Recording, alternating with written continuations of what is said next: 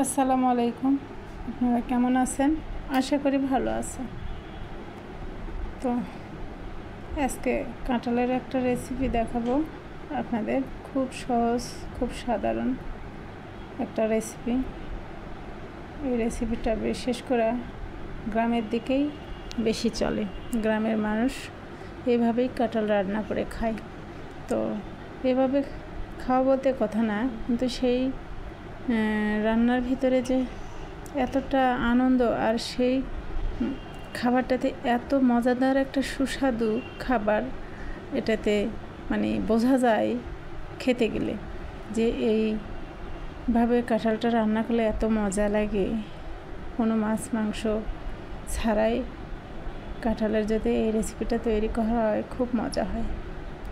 তো আমরা হয়তো শহরের মানুষ কখনো এভাবে রান্না করতে দেখলে একটু নাক ছিটকাবো, কিন্তু না, নাক ছিটকানোর কোনো দরকার নেই।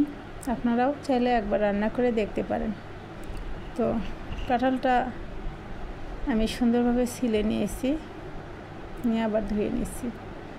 তো খুব সহজভাবে এটা রান্না করব হাতের কাছে থাকা উপকরণ দিয়ে, কারণ খুব মজাদার একটা খাবার এটা।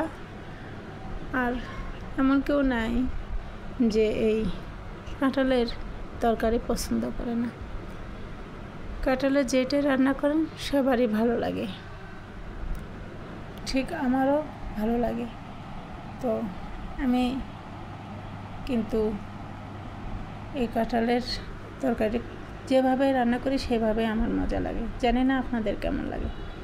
তো কাঁঠালগুলো সুন্দরভাবে ছিলে আমি কিন্তু বিচিগুলো ফেল দিইনি, একটু মোটা মোটা করে মানে কেটে নিয়েছি। নিয়ে চুলার উপরে একটা পাতিল তুলে দিয়ে সেখানে একটু তেল দিয়ে একটু গোটা জিরে দিয়েছি, পেঁয়াজ কুচি, রসুন কুচি, সাথে 2-3টা কাঁচামরিচ দিয়ে সুন্দরভাবে ভেজে নিয়েছি।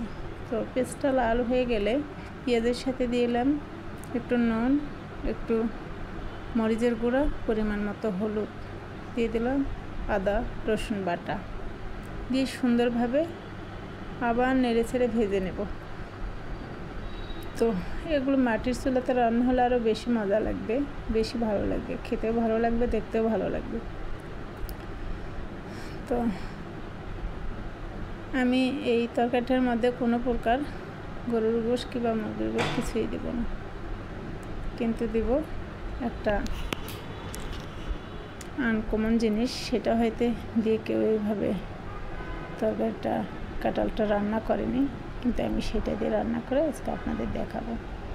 আর এটা দিয়ে আমাদের গ্রাম দিকে এই কাঁঠালটা খায়, কারণ এই জিনিসটা যদি না থাকে কারো বাড়িতে, তাহলে কাঁঠালই কাটবে না, কাঁঠালের তরকারি রান্না করার কথা ভাববেই না। তো এই যে এই জিনিসটা, মূল জিনিস হচ্ছে এটা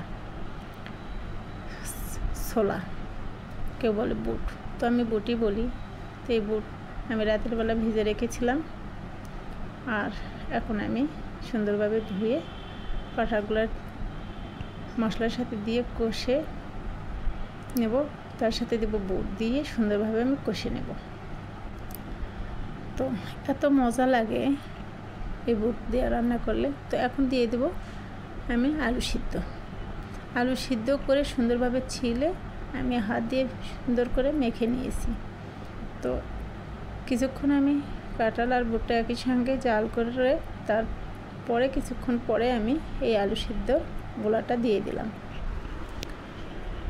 তো চাইলে কিন্তু আপনারা এভাবে কাঁঠালটা রান্না করে খেয়ে দেখতে পারেন কেমন লাগে। না দেখে, না টেস্ট করে কখনো আমাকে উল্টাপাল্টা কমেন্ট করবেন না।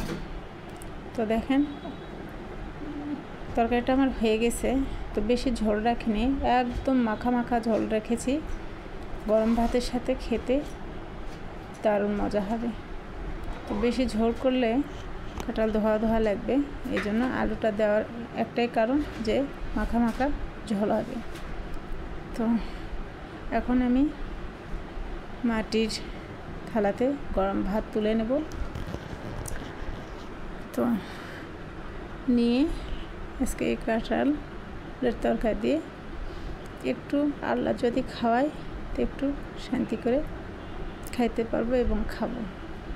কারণ আল্লাহ যদি চায়, খাবার হয়তো মুখে দিচ্ছেন, সেটাও হয়তো মুখের ভিতর না ঢুকতেই হাত তুলছেন, খাবারের জন্য মুখে হাত না তুলতে হয়তো আল্লাহ সেটা রেজেকে রাখেনি, এমনও হতে পারে। তো আল্লাহ যদি খাওয়ায় তো ইনশাল্লাহ আজকে আমি এই কাঁঠালের তরকারি দিয়ে ভাত খাবো।